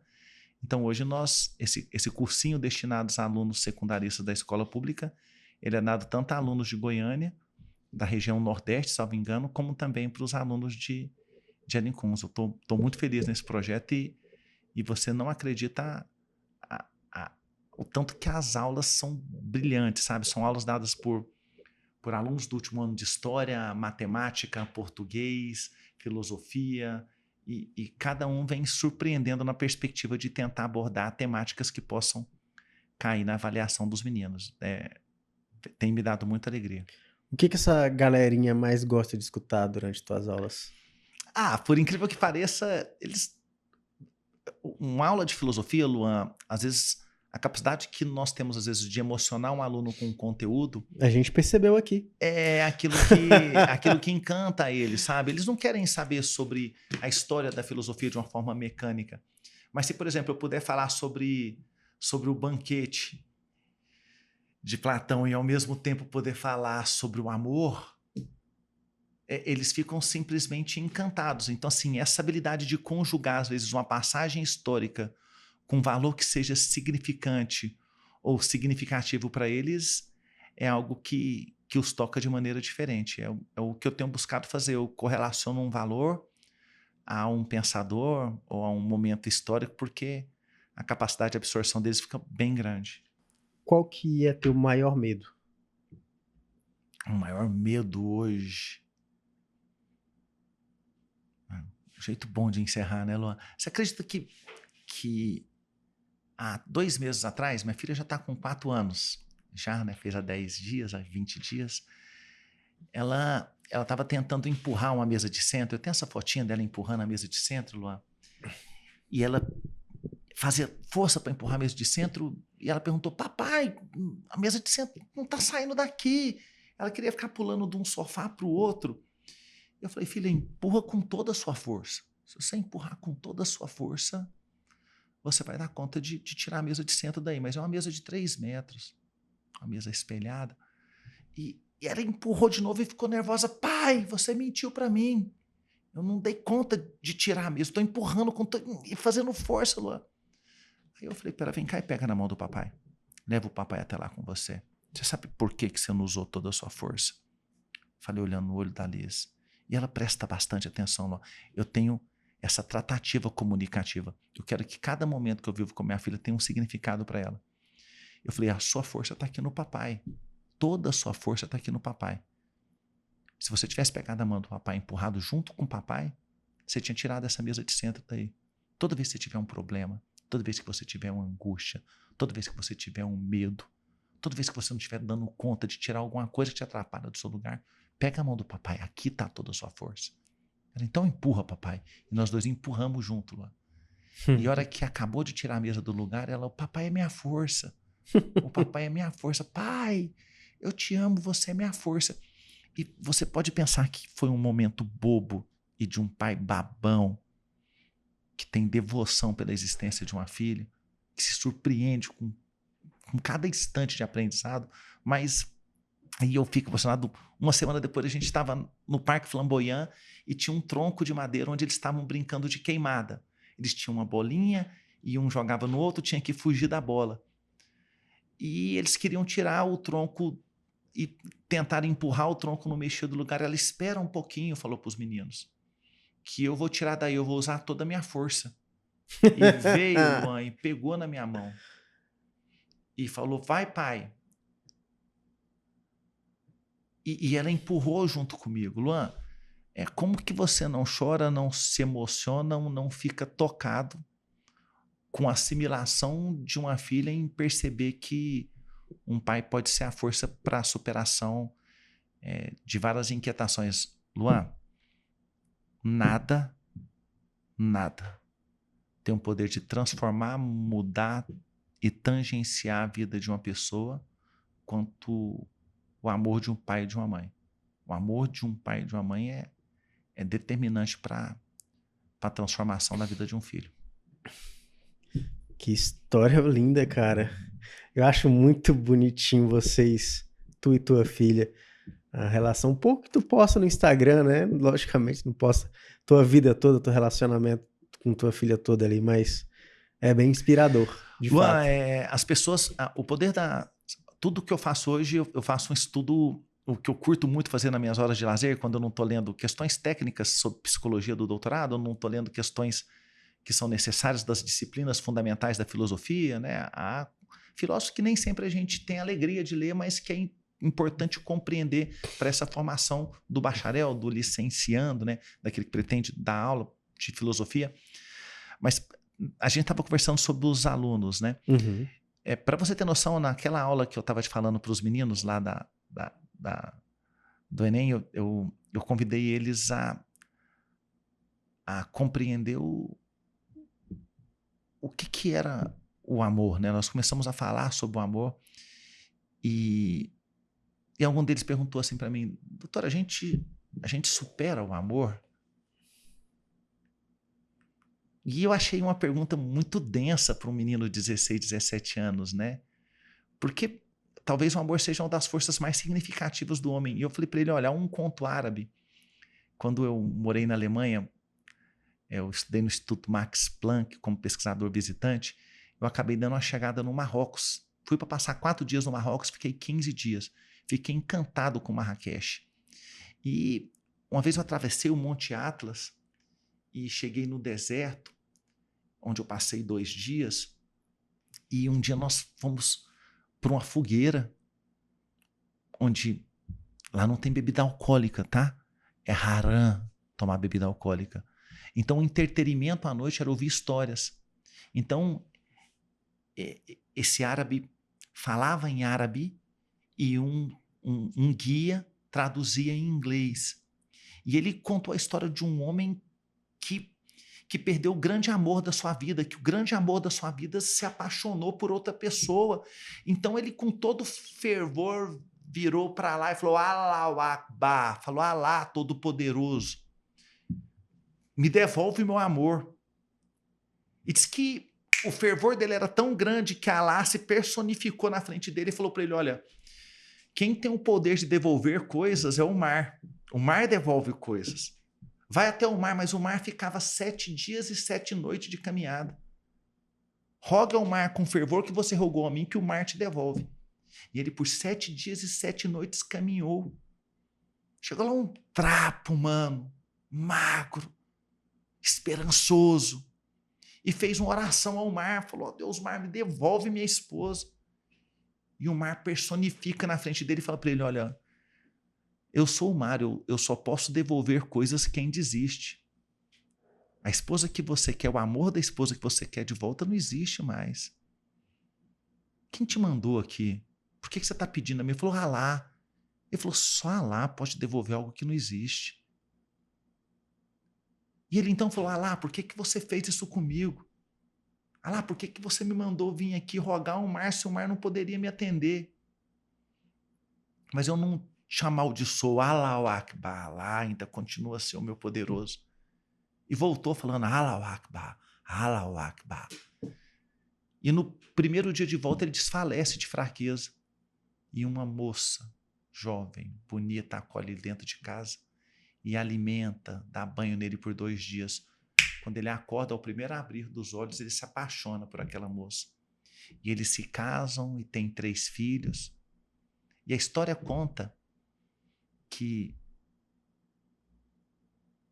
ele nem conseguia se lembrar daquilo que um dia havia esquecido. Vou repetir de novo.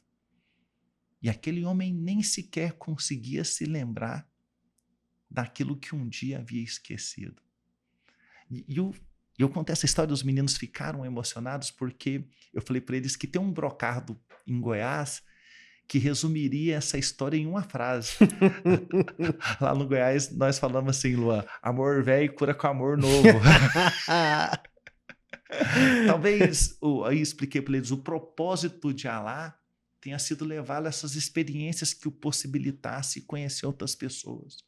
Quantas pessoas não estão aí, Luan, relacionando com alguém que não os ama, que não os valoriza, que não os trata bem? Quantas pessoas não mereciam conhecer um coração que os abrigasse em amor? Então perceba como um conto filosófico de uma cultura árabe possa ter tanta significância para a resposta de um aluno.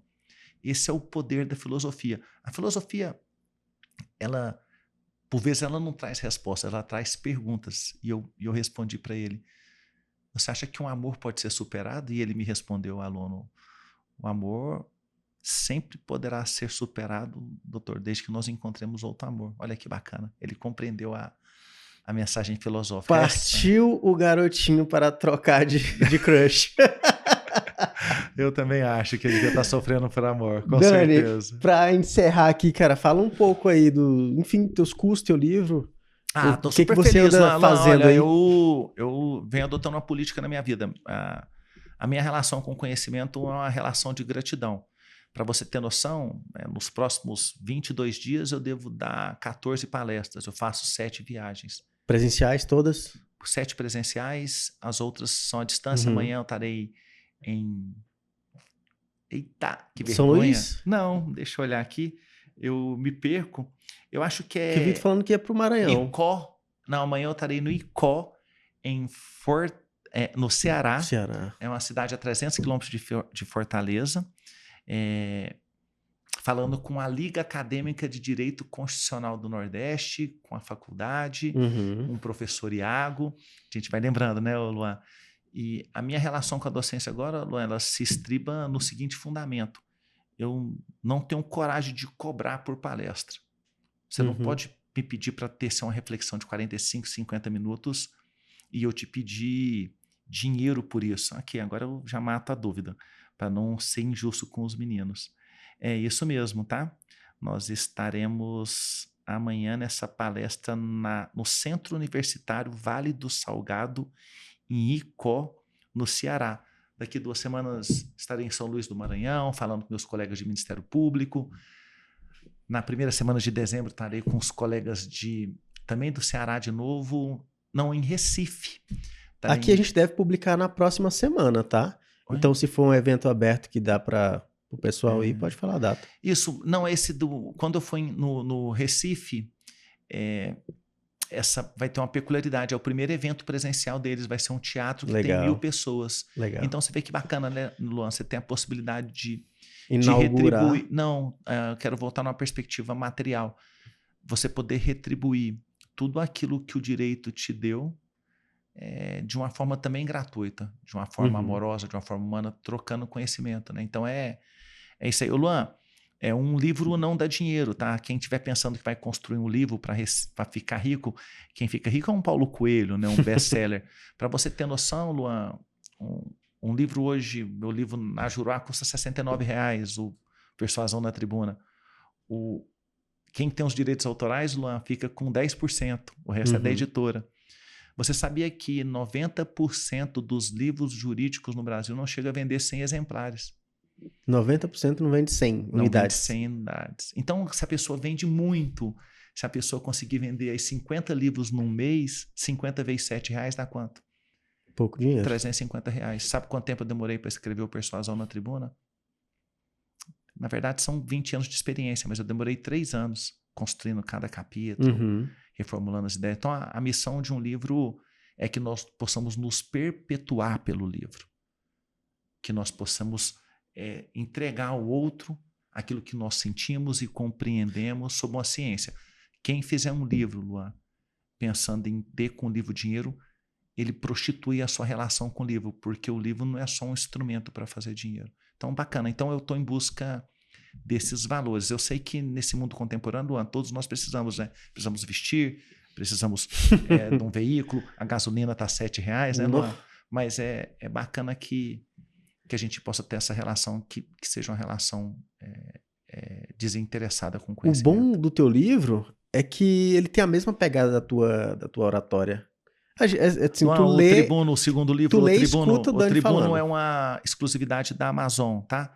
Por quê? Porque você percebeu que às vezes quando nós escolhemos as editoras, acaba que a relação com o livro fica uma relação difícil, porque a gente demora muito para escrever o livro e a gente tem editoras não, que você depende dela lançar a segunda edição. Às vezes ela acha que economicamente não vale a pena lançar a segunda edição agora. Então, o bacana da Amazon é que mesmo você tendo a despesa de imprimir, de encapar o livro, a Amazon consegue distribuir o livro. Né? O dia que você achar que não vale mais a pena, tira da plataforma. Fica algo muito arcaico, né? Precário. É só uma livraria que vende, só a Amazon. Mas, Luan, o livro Tribuno, esse que está na Amazon, eu tenho muita alegria com essa obra, porque nenhum capítulo do livro Tribuno tem mais do que 3 páginas. São reflexões curtas, como nós fizemos hoje. Em uma reflexão curta, eu te levo à compreensão do instituto, de um valor, de um fundamento, de um atributo, de um princípio da tribuna. Então, na verdade, o tribuno é um guia àqueles que pretendem oficiar no tribunal do júri. Né? No tribuno, eu entrego a forma com que eu compreendo o Tribunal do Júri, que eu sinto o Tribunal do Júri. Tanto é que o livro O Tribuno, ele é um material didático do curso O Tribuno, né? Que é um curso que está hospedado na plataforma Aprenda. Aí na bio do meu Instagram as pessoas conseguem ter acesso ao curso O Tribuno. E é isso aí, Luan. A mesma matemática ocorre com os cursos. Os cursos digitais, Luan, eles têm uma grande procura, uma procura significativa quando você acaba de lançar. Dá 15 dias, Luan, Acabou? já tem outro produto digital, já tem outra moda. É como uma série no Netflix, né? Ela bomba. Sempre precisa ter mais. Depois tem que ter outra. Então, os cursos... Então, às vezes a gente fica cansado. Se você, por exemplo, faz um curso, aí ele tem uma capilaridade e depois ele some. E aí você tem que bolar o quê? Outro curso. Mas a minha prioridade é servir a comunidade, Luan. Eu não posso ficar por conta de bolar outro curso, outro livro, porque a matriz da minha existência está no Ministério Público. Uhum. Eu tenho que guardar minha energia para servir a sociedade. Então, para você ter noção, terça-feira eu estou chegando em Nicuns para acompanhar a implantação de um sistema de monitoramento das 3 cidades, de uma central de monitoramento. Ou seja, eu vou ter um policial em 80 esquinas de Anicuns, Adelândia e Americano. Então, eu fico muito feliz de atender a comunidade de Anicuns, fico muito feliz de dormir em Anicuns, de poder ir na feirinha de Anicuns, de servir Anicuns, porque, como eu te disse, tá? A missão de um funcionário público é servir a municipalidade onde ele oficia. E essa, Luan, é a relação que eu quero ter com o meu emprego, com a minha missão enquanto homem e com isso que nós chamamos de dinheiro ou matéria, tá? Eu quero estar o mais desapegado possível. Luan, faz 4 ou 5 anos que a única vestimenta que eu compro é uma camiseta branca da Hering de R$ 29,90. Dani, por que você não está com ela hoje? Porque eu sei que seu programa é importante, que as pessoas que assistem são importantes e que eu deveria me vestir de uma forma litúrgica e digna e representativa da minha instituição. Então, quem está aqui hoje, eu sei que você está recebendo um promotor de justiça, mas se tivéssemos nós aqui na Faculdade de Filosofia, se nós estivéssemos na cidade de Anicuns, se eu estivesse visitando um familiar, se eu estivesse indo no aniversário de qualquer pessoa, eu estaria de bermuda jeans, calça jeans camisetinha branca. E camiseta branca Hering básica. E é a esses princípios que eu quero me pegar até, só para finalizar, esses são os valores que eu quero transmitir para minha filha. Dani, quer que sua filha seja uma top model? Não quero ela pegada a valores correlacionados à estética, a matéria, a quem tenha o melhor carro, a melhor lancheira, a melhor roupa, a quem é mais bonita. Quero que minha filha seja uma menina feliz. Quero que minha filha seja uma menina plena. Uhum. Tá bom? Então, eu quero ser os valores que eu desejo transmitir para ela. Honestidade, caráter, decência. Então, é bacana. E o nome disso que nós damos, Luan, quando nós desejamos construir uma identidade, transmitir essa identidade para quem amamos, o nome disso é congruência. Porque tá cheio de gente que tenta vender uma imagem de um tipo de valor enquanto ele cultiva na sua vida valores outros, né? E o nome disso é hipocrisia. Dani, muito obrigado mais uma vez por comparecer em nosso podcast. Você foi o primeiro que gravou com a gente em vídeo. Admiro bastante ter aceitado. Pô, o moleque chegou, bateu na tua porta, tu foi lá, aceitou. Obrigado. Sabe por que eu fico feliz? É porque o retorno é sinal de que ou houve o estabelecimento de laços de empatia ou de satisfação do seu público, né? Então, eu fico honrado com a oportunidade de estar aqui de novo, de estar dialogando. Os veículos de comunicação por dispositivo de massa, como Instagram, WhatsApp, TikTok, eles acabam tendo a habilidade de poder conduzir, levar e entregar as nossas percepções a múltiplos públicos, a múltiplas pessoas. E eu compreendo que essa é a missão para quem continuará eternamente nesse binômio que eu me encontro, que é o binômio ensino-aprendizado. Então, eu tenho o dever de entregar o pouco que a vida me permitiu aprender, né? Entregar com humildade, com resiliência e sabendo que no duro, Luan, de tudo que nós fizemos aqui hoje, eu muito mais entreguei inquietações, né? Vontade das pessoas. Poxa, vou dar uma olhada nesse livro, O Tribuno, Persuasão. Como que alguém pode querer vaticinar no tribunal do júri dentro desse primado da filosofia, dos valores, da psicologia. Essa é a beleza do júri, Luan. No júri nós temos múltiplas formas de oficiar. E por isso que nós devemos respeitar os mais variados estilos. E é por isso que é um lugar tão fabuloso. Você nunca sabe o que vai vir da boca de um orador quando ele sobe na tribuna. O veredito de um tribunal do júri é construído naquela atmosfera do plenário. Isso o maior atributo que um promotor do júri pode ter é sentir e contribuir para a construção da atmosfera do plenário. Muito obrigado, fiquem com Deus e namastê. Até a próxima. Gente, esse episódio... Quanto tempo, Fabrício? Deve ter ficado em torno de 2 horas. O Dani Salles me exigiu que esse episódio fosse cortado, então a gente vai ter 2 versões. Ninguém aguenta ver 2 horas. Eu não aguento me escutar 2 horas. Tem gente que pede. Se você assistiu até aqui, esse episódio vai ficar no máximo com 1 hora, porque o Dani Salles exigiu. Se você quiser ver o resto, eu vou disponibilizar apenas no canal de membros. Quem for membro vai ver. Mas se você está assistindo até aqui, vai nos comentários e briga com o Dani. Fala, Dani, desgraçado. Cadê o resto? Mas foi maravilhoso. Muito obrigado, Dani. Obrigado por você que nos ouve, nos escuta, nos ouve, nos assiste até aqui. Até a próxima. Tchau, tchau.